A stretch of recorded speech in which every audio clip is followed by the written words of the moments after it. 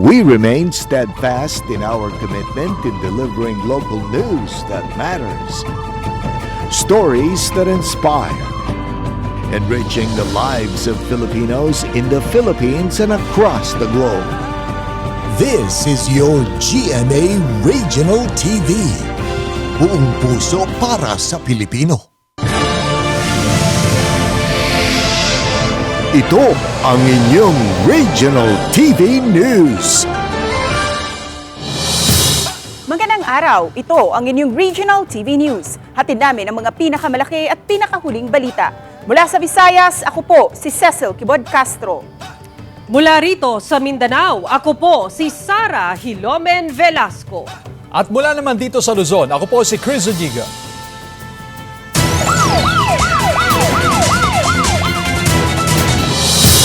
Sugatan ang 7 individual na dumalo lang sa resepsyon ng isang kasal nang tamaan daw ng kidlat sa Barangay Salaysay sa Marilog District, Davao City.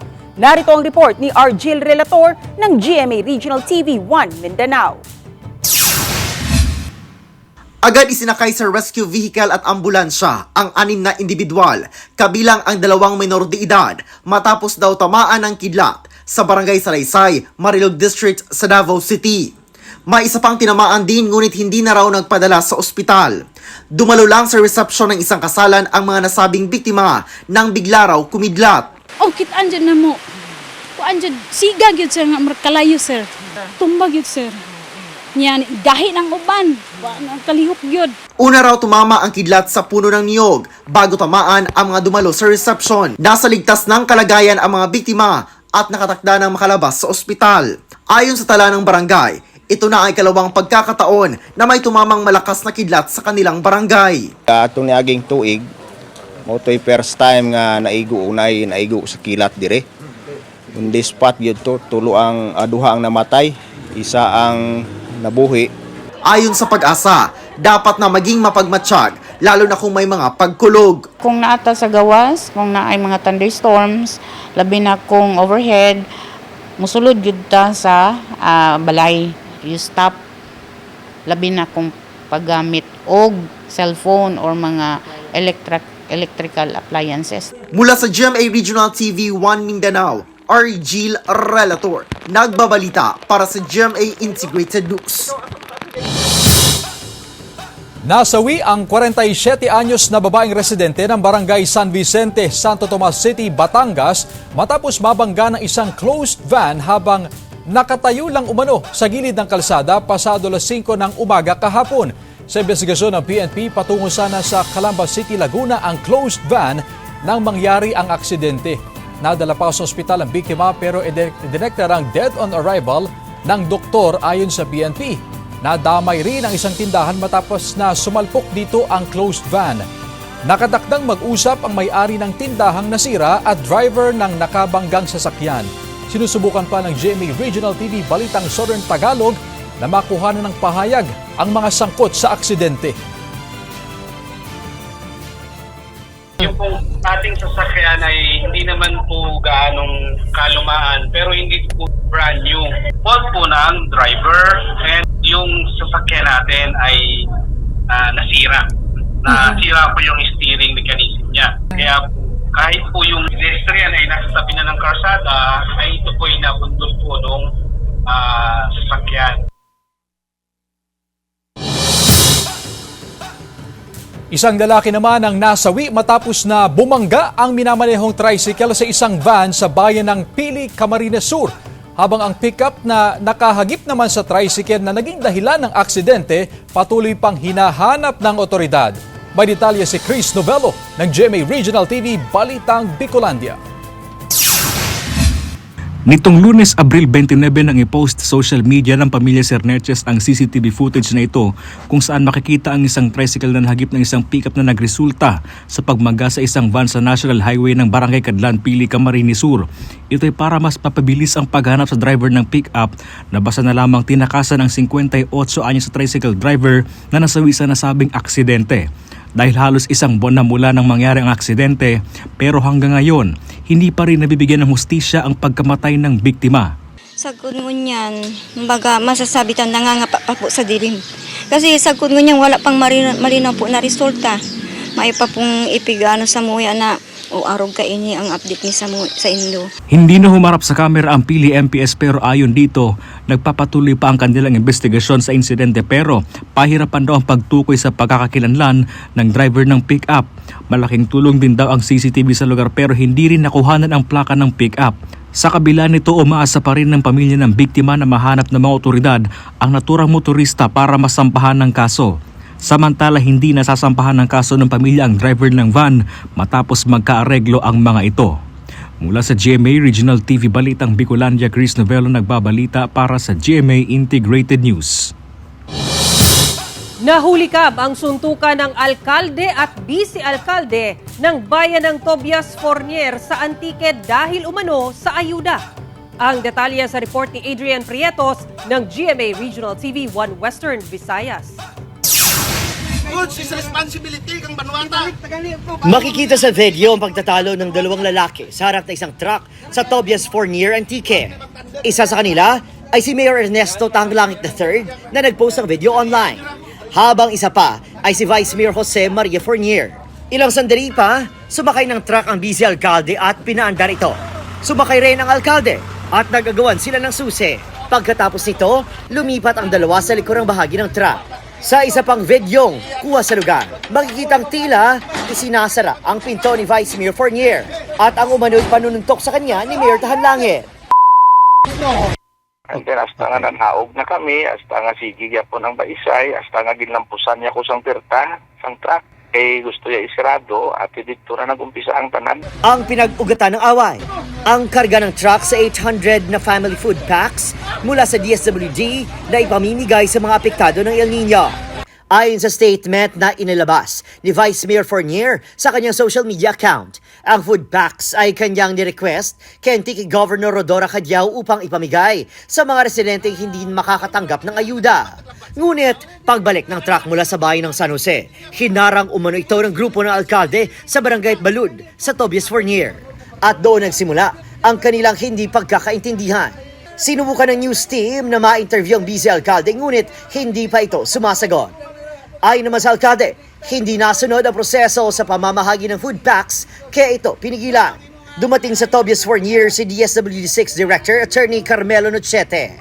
Ayon sa alkalde, sinabi nitong walang permiso mula sa ahensya ang pagpapalabas ng food packs. Nang kanilang pinuntahan ng warehouse kung saan balak sanang dalhin ng mga ito, nadiskubre pang may nakaimbak na doong food packs na umaabot sa 1,000 piraso. Ang 1,000 niya, hindi ma-explikar subong kung paano na nila ginlusot kagintago dito sa bodega ng irrigators.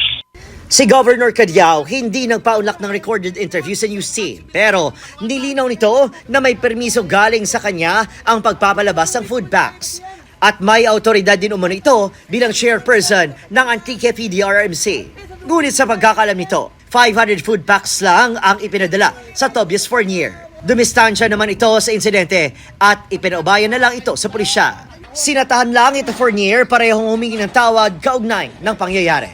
Mula sa GMA Regional TV 1 Western Visayas, Adrian Prietos, nagbabalita para sa GMA Integrated News. Ice plant at appliances sa isang bahay sa Cebu City pinaaandar gamit ang solar power energy.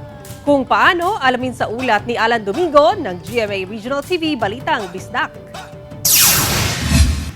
Kung sa iba perwisyo ang dulot ng matinding init para sa isang konsehal at engineer sa Cebu City, biyaya ang dulot ng init na araw.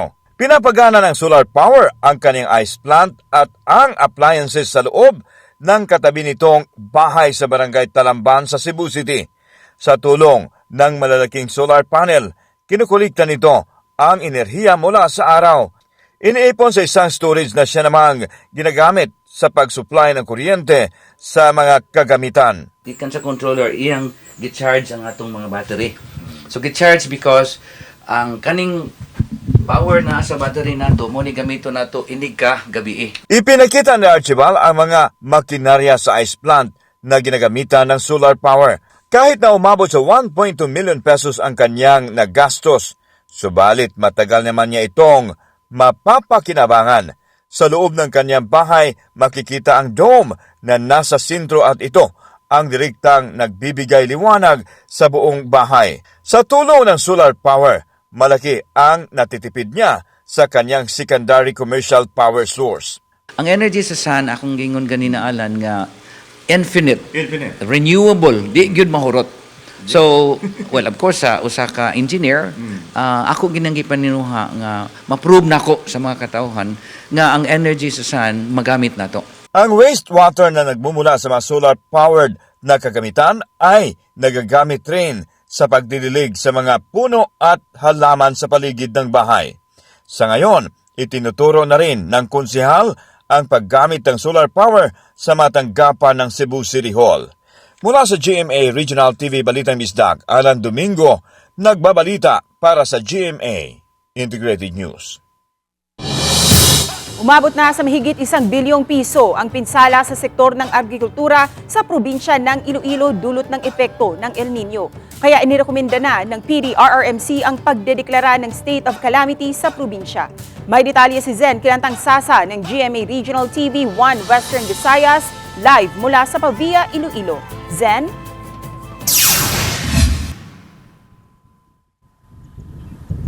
Cecil, mahigit 80,000 magsasaka at mangingisda sa probinsya ng Iloilo ang nagtitiis ngayon dahil sa epekto ng El Nino sa kanilang kabuhayan. Gumagawa na rin ng hakbang ang Iloilo Provincial Government upang matulungan ang mga ito.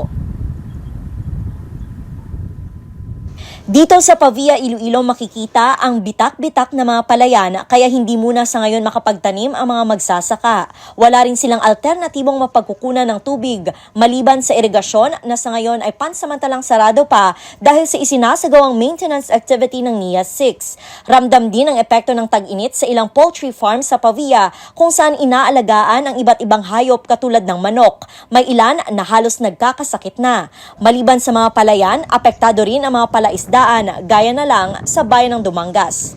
Kaya epektibo Abril 23, itinaas na ng Regional Disaster Risk Reduction and Management Council 6 sa Blue Alert status ang buong Western Visayas. Bunsod ito ng matinding epekto ng El Nino na nagresulta sa hindi normal na rainfall condition o kakulangan ng ulan na nakaaapekto na sa water sources, partikular na sa mga probinsya ng Antique, Capiz, Negros Occidental at Iloilo na malubhang naapektuhan. Sa pinakahuling datos ng Iloilo Provincial Disaster Risk Reduction and Management Office o PDRRMO, mahigit 1 bilyong piso na ang pinsala ng El Nino sa sektor ng agrikultura.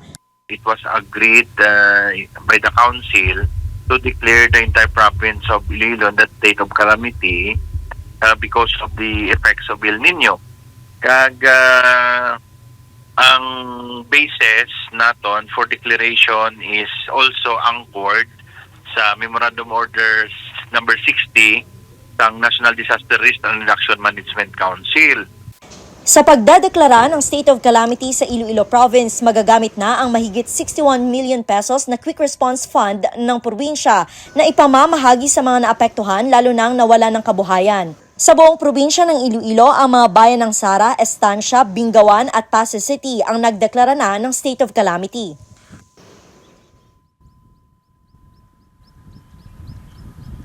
Cecil, ayon sa Provincial Disaster Risk Reduction and Management Office, may mga dokumento pang pinoproseso ang Iloilo Provincial Government bago ang deklarasyon ng State of Calamity. Isa na dito ang pagpirma mismo ni Iloilo Governor Arthur Defensor Jr. Cecil? Maraming salamat, Zen Kilantang Sasa ng GMA Regional TV 1 Western Visayas. Mainit na panahon ang tinitingnang sanhi ng grass fire sa Chocolate Hill sa bayan ng Carmen, Bohol. Ayon sa Bureau of Fire Protection ng Carmen, nangyari ang grass fire sa 2 burol na nakaharap sa viewing deck ng Chocolate Hills Complex sa Barangay Buenos Aires pasado alas 7 ng gabi kagabi. Dahil sa madilim at hindi makapasok ang fire truck ng BFP Carmen sa lugar, hinintay na lamang daw ng mga responder na humupa ang sunog at binantayan ang iba pang burol upang hindi na madamay pa. Inabot ang halos sa 3 oras bago maideklara ang fire out sa sunog. Sa datos naman ng BFP, hindi itong unang beses na nagkaroon ng grass fire sa mga Chocolate Hill.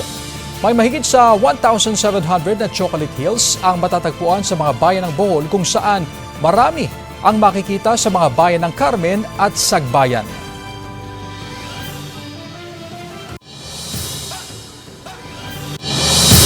Footbridge sa Batangas City agaw pansin dahil sa disenyong malabahay na bato. Kakaibang bihis kinagiliwan ng mga netizens. Silipin sa report ni Paul Hernandez ng GMA Regional TV, Balitang Southern Tagalog.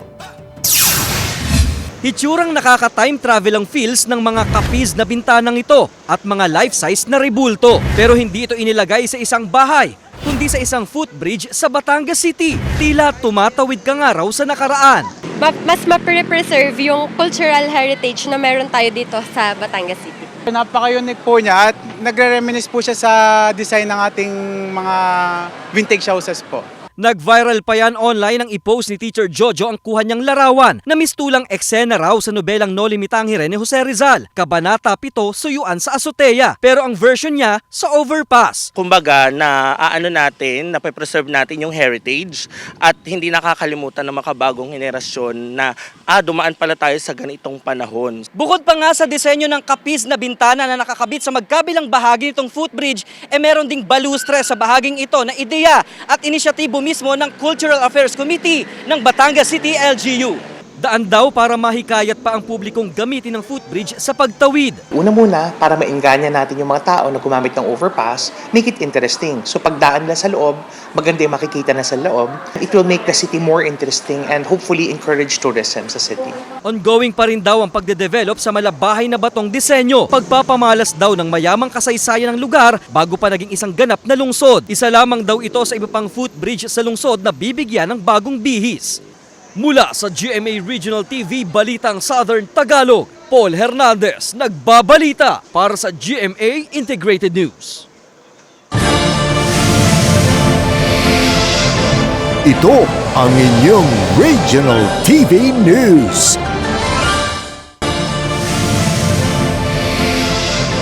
Ito ang inyong Regional TV News. Nitong mga nagdaang araw, nasa higit 40 degrees Celsius ang naitatala ng Pag-asa na damang init o heat index sa probinsya ng Albay.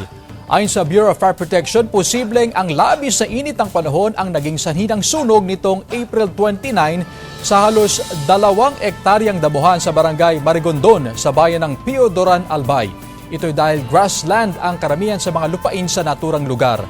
Dahil sa kakulangan ng vegetation, nariyan daw ang banta ng sunog tuwing tag-init. May mga bahagi rin ng slope protection sa lugar ang napinsala ng apoy. Wala namang naiulat na nasaktan o nadamay na kabahayan sa insidente. Nagpapatuloy pa sa ngayon ang investigasyon sa ng mga otoridad sa pinagmulan ng apoy at sa danyos na iniwan ito.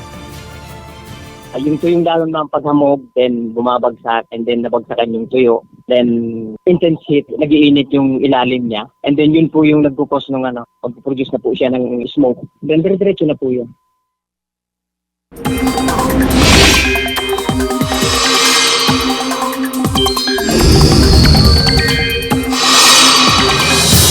Mga kapuso, kahit na tag-init, 1 o 2 bagyo ang aasahan ngayong Mayo. Base sa datos ng Pag-asa, posibleng maglandfall ang potensyal na bagyo sa Eastern Visayas at dadaan sa Southern Luzon. May posibilidad din na lumihis sa bansa ang bagyo. Sa ngayon, walang namataang sama ng panahon sa loob o labas ng Philippine Area of Responsibility ayon sa Pag-asa. Easterlies o ang mainit na hangin galing Pacific Ocean ang nakaapekto sa malaking bahagi ng bansa. Habang Intertropical Convergence Zone o ITCZ ang umiiral sa Southern Mindanao. Sa mga susunod na oras, mataas ang tsansa ng ulan sa ilang bahagi ng Ilocos Region, Cordillera, Central Luzon, Mimaropa Region, Visayas at Mindanao base sa rainfall forecast ng Metro Weather. Posible ang heavy rains na maaring magdulot ng baha o landslide. Arestado ang 3 lalaking nag-viral sa social media matapos makuhanan ng video na sinasaktan at ikinamatay kalaunan ng isang aso sa Iligan City sa Lanao del Norte. Narito ang report ni Cyril Chavez ng GMA Regional TV 1 Mindanao.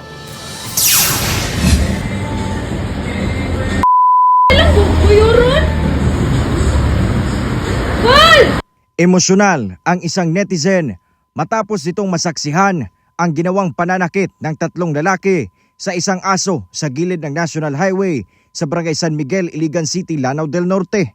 Sa video, makikita ang isang aso na nakahiga sa gilid ng kalsada at pinalibutan ng 3 lalaki. Hanggang ang isa sa mga lalaki, itinali sa aso ang hawak nito na alambre at saka kinaladkad ito sa motorsiklo. Eksklusibong nakapanayam ng GMA Regional TV 1 Mindanao ang uploader ng nasabing video na si Aubrey. Hindi niya totoong pangalan. Hindi raw siya makapaniwala sa kanyang nasaksihan. Natakot din daw siya at ang kanyang mga kasamahan na lumapit sa mga sospek dahil na rin sa kanilang seguridad. So nagkirig-kirig na ang ero, sir, dili na siya kalaban. Dayon na-shock mi, sir, nga nakita pa mi nga gitabangan pa nila og bunal ang ero nga naghigda na. Nag-viral ang video sa social media kung saan binatikos ng netizens ang 3 lalaki sa kanilang ginawa. Agad nag-imbestiga ang Iligan City Police Station at hinanap ang mga sospek na kalaunan ay naaresto. Unang nahuli ang 2 sospek, samantalang sumuko naman sa police station ang isa pa nilang kasamahan. Hindi nagbigay ng pahayag ang mga sospek, ngunit ayon sa pulisya, nagawa raw nila ito dahil nangangagat ang aso. Sigun pa sa mga sospechado, ilang gihimo ang maong pagpatay sa iro kay tungod nakapaak na kini, daghan na kini napaakan sa maong area. Dagdag pa ng otoridad, hindi dapat sinaktan ng mga sospek ang aso kahit nangangagat umano ito. Hindi rin daw tama na tila tinorture nila ang nasabing hayop. Kasong paglabag sa Republic Act 8485 o Animal Welfare Act ang kakaharaping kaso ng mga sospek.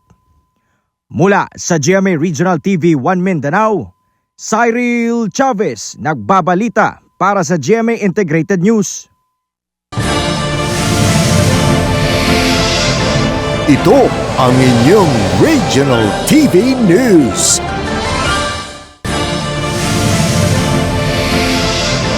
Ito ang inyong Regional TV News. Ngayong araw, ipinagdiriwang ng bansa ang ika-122nd Labor Day. Highlight sa selebrasyon ang iba't ibang job fair sa iba't ibang rehiyon. Yan ang detalye sa report ni Femry Dumabok ng GMA Regional TV Balitang Bisdak. Sa bagong Pilipinas, manggagawang Pilipino kabalikat at kasama sa pag-asenso. Yan ang tema sa pagdiriwang ng ika-122nd na taon ng Araw ng Paggawa ngayong taon kung saan aabot sa 200,000 na trabaho handog ng DOLE, katuwang ang iba't ibang grupo. Ayon sa DOLE, isasagawa ang job fair sa 75 venue sa buong bansa. Nalalahukan ng 2,441 employers na nag-aalok ng 204,880 na trabaho. Ang bilang ng job offering ay triple kung ikukumpara noong nakaraang taon. Batay sa datos ng DOLE, ang top 5 vacancies ngayong taon ay ang production workers, operators, customer service representatives, cashier, bagger, sales clerk, laborer, carpenters, painters, service crew, cook, waiter at server. Para mapabilis ang proseso, pinaalalahanan ng mga job applicant na magdala ng maraming kopya ng kanilang resume, certificate of employment, diploma, transcript of records at photocopies ng training certificates. Maliban sa job fair, magkakaroon din ng kadiwa sa Pangulo at payout sa ilalim ng tulong panghanap buhay sa ating disadvantaged workers o TUPAD, Government Internship Program at Special Program for Employment of Students. Mula sa GMA Regional TV Balitang Bisdak, ako si Femry Dumabok, nagbabalita para sa GMA Integrated News. Pinusuan ng netizens ang jeepney driver na namigay ng libreng tubig sa kanyang mga pasahero. Atin siyang kilalanin sa report ni Jeric Pasiliao ng GMA Regional TV 1 North Central, Luzon. Kudos to Kuya Driver. Ito ang caption ng viral picture na in-upload ng isang pasahero na si Micaela Nilmida mula Tarlac. Pauwi mula sa duty sa ospital si Micaela nang sumakay sa jeep. Pero imbis na mabad trip sa init ng panahon, good vibes ang nadama ni Micaela nang alukin sila ng malamig na tubig ng 43 taong gulang na jeepney driver na si Joel Bondok. May dala kasi itong malaking water jug at plastic cup sa loob ng kanyang jeep para may pampawi ng uhaw ang mga pasahero ngayong labis ang init ng panahon. Sa mensahe ni Micaela sa news team, ipinost niya ang picture bilang pasasalamat sa kawang gawa ng driver na si Joel. Ayon naman kay Joel, 18 taon na siyang namamasada ng jeep At kahit madalas kinakapos ang kita sa pamamasada, masaya siyang nakatutulong sa kanyang pasahero kahit sa simpleng paraan. Pasyero po ma'am para kahit po kung sinong gustong uminom mo po ma'am. Sobrang init po kasi ma'am. Tsaka marasakit po sa mga pasyero po ma'am. Nakatakdang i-phase out ang jeepney na ipinapasada ni Joel pero gusto niyang patunayan na nasa driver pa rin ang ikagiginhawa ng biyahe sa daan. Kaya mensahe niya sa kapwa-tsuper. Sana makapagbigay po sila ng pribilehyo sa mga pasyero. Yes po. Mahirap po ma'am, kung sa mahirap po. Kaya lang siyempre sa nagbubuhay ka ng pamilya ma'am, titiisin mo po, ang hirap.